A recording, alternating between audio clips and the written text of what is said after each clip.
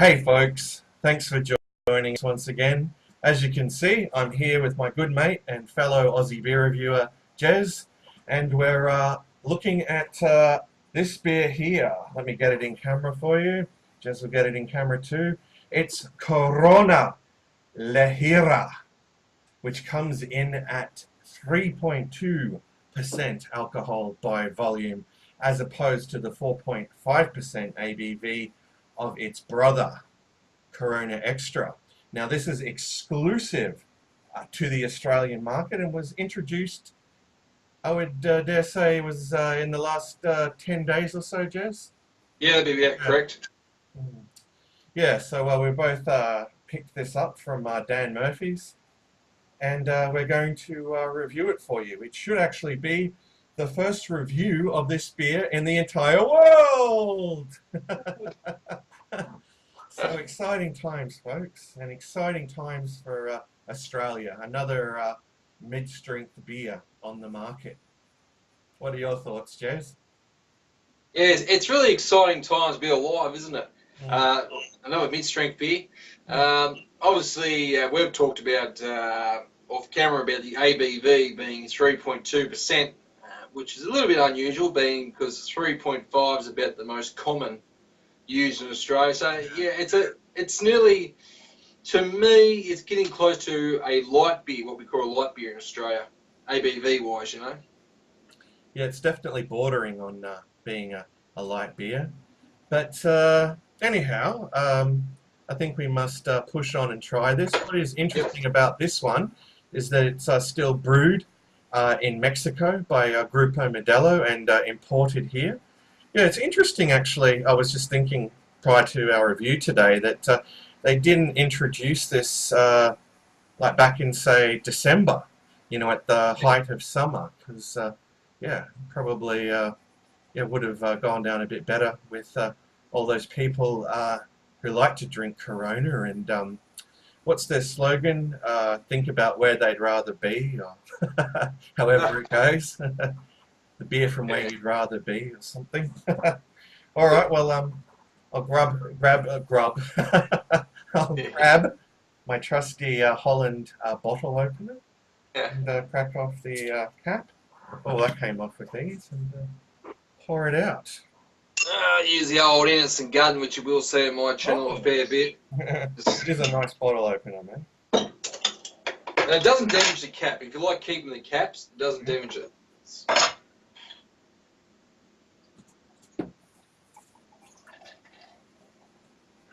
Like you're saying, though, it is strange. It is a strange time to launch this beer because we're in autumn here, middle of autumn. You think it would have been, December, November launch. Yeah, that would have made a lot more sense to me. Was surprised. Oh, you got a nice head on that one, mate. Yeah, it's got a little bit aggressive with it. It's a very active beer, as Jess would say. Well, yeah. A little bit active.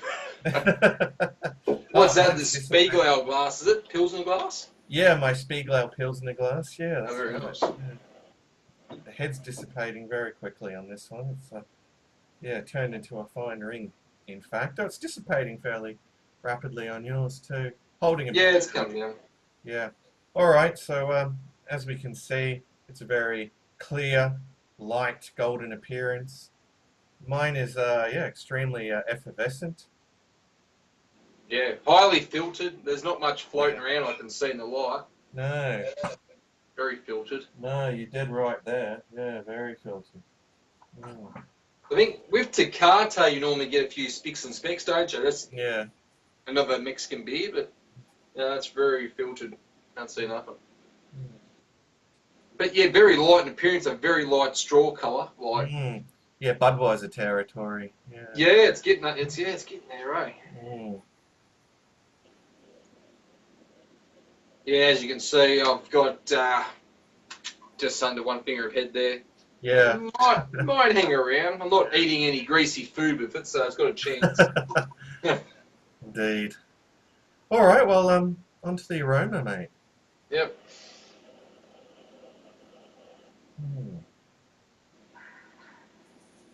Not getting a terrible lot there. Maybe a very faint smell of grain. Bit of grass, but yeah, it's terribly faint. Yeah, it's when I was pouring the glass, I had a smell, but I can't really describe it. Uh, Maybe it's like a real grainy smell, but now it's in the glass. It's kind of dissipated pretty quickly. Now I'm not picking up a real lot, so. Mm. Well, hopefully, pouring it out, which I don't imagine would happen much with this beer. I don't think too many of the crowd that this appeals to would ever pour it out into a glass. In fact, they like, plonking a sledge. Geez, I'm going dyslexic today. They like plonking a wedge of lime or lemon in the beer and parading around with the glass bottle. It's all right. SwillinGrog was shot in whiskey before this review, so it's okay. Yeah. Yeah. No, there was a lot of stress encountered. A lot of production issues, in fact.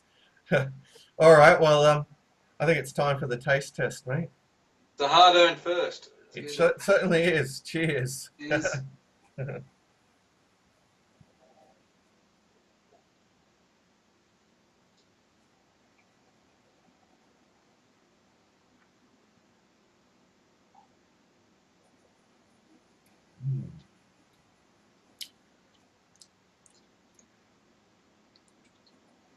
Hmm. Well, it's got a taste reminiscent of Corona, I have to say. Yeah, it's noticeably lighter. Um, I guess there's a little bit of subtle malt sweetness coming through. Um, yeah, it's very thin. Absolutely no bitterness whatsoever. What are your thoughts, Jess? Yeah, it's got like I think the flavour, like saying it is, it's over pretty quick. But it's kind of like a bit of like a grainy pilsner flavour to it. Mm. I kind of get that. The body's very light. I still have that kind of, I don't know, grain flavour lingering on the tongue. I think it finishes pretty dry for 3.2, which isn't too bad. Yeah. But yeah, I'm getting like a pilsner grain flavour to the beer. Yeah, I can see what you mean there. Yeah. I guess for 3.2% ABV, it surprises me a little, actually. Yeah, that there's anything there at all, in fact. Yeah. Saying that, just sitting here, I feel like I'm getting like a little bit sweet candy residue left. You know what I mean? I don't know. It's weird. I just like to try to sweeten it up with a bit of sugar or something. Yeah. I don't know. It's just I'm just sitting here, just that flavour now lingering. Yeah. Now, I think it's time we have another gulp, Jess. Yeah, I think we should wash that flavour down. Go. Do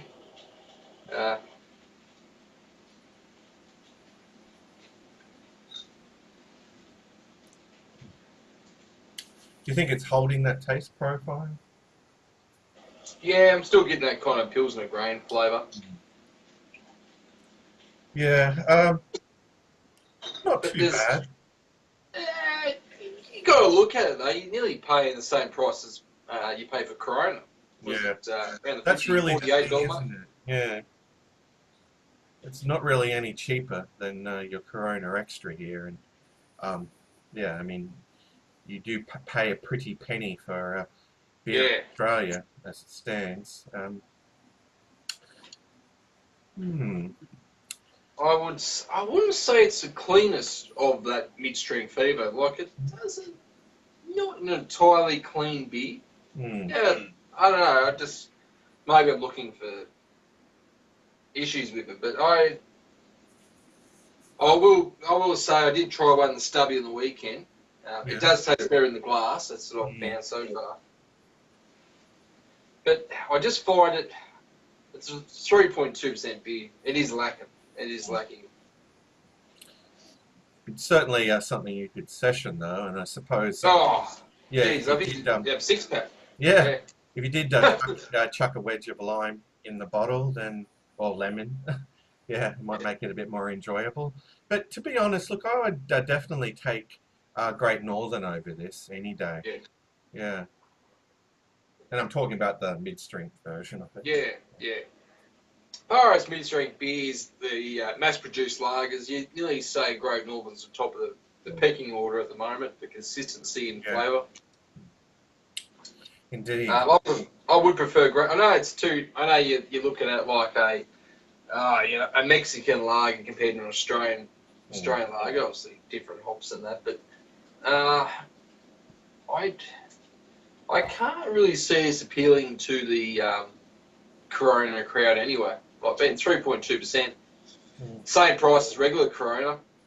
Go figure. Which way would you? I mean, and cosmetically, yeah. At a glance, it would even like look at that just quickly. Yeah. It's like you're almost looking at the same thing. It is. Like it's almost indistinguishable, like from a certain distance or just at a glance. So yeah, I wonder how long it will be around. It'll be interesting to see, I think.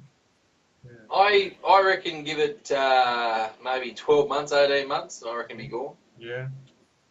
That sounds negative, but I just don't think if they're not going to price it, if they're not going to compete with Great Northern, I just can't see people buying this and for the same price or $2 more, you get regular Corona. I don't think so. And I guess another point is, and this relates back to sessioning the beer. Like, I think people that drink Corona, from my experience at least, they don't sort of quaff beer.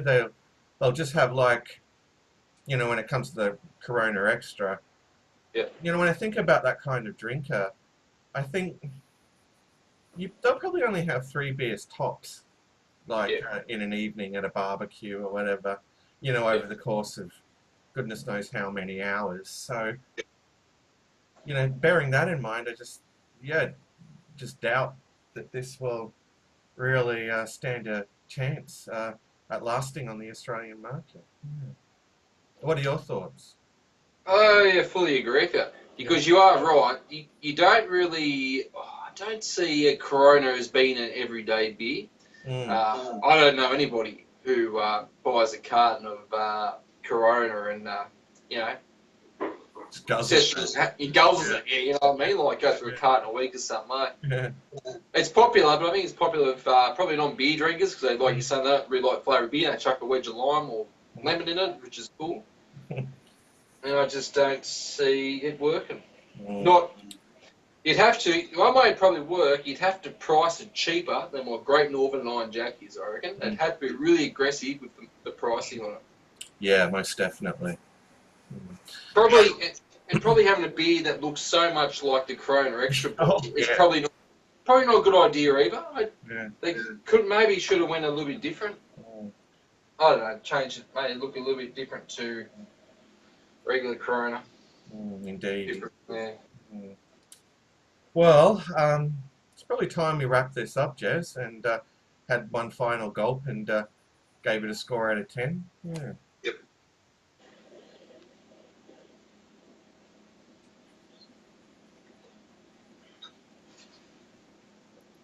It's only 3.2% and I was finished today.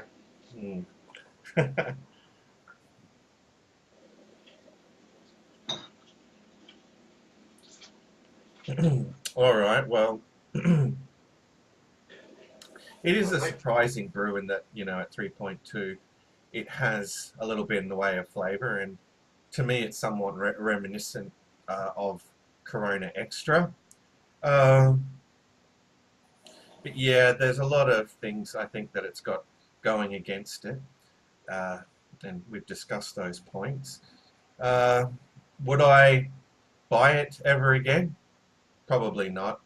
But then again, I don't really buy Corona that much, except if, you know, I see it in cans for a really good price, and you know, there's no Tecate or you know, any of my other uh, any of my other go-to sort of Mexican brews, I suppose. Uh, I'd probably give this a 6 out of 10, I reckon. Yeah. Yeah, very fair. Right, probably give this Corona. Personally, at the moment, no, it runs out soon. But Dan Murphy's, you can get a 6-pack of Sol. Yeah. It's not a mid-strength beer, but you can get a 6-pack for $11. And I got a 6-pack, and it was nice. It was nice and fresh. It's probably the best Sol I've ever had for a Yeah. Mexican beer. I think it was really, really decent. I was like, wow, I'm really enjoying this. Compare this to being, was it $18, $19 a 6-pack? Which way do you go? I know this is mid-strength, but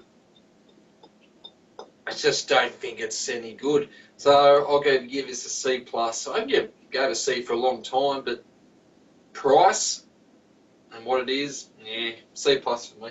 Yeah, there's definitely a lot of factors, you know, that are running against Yeah. it, I'm afraid.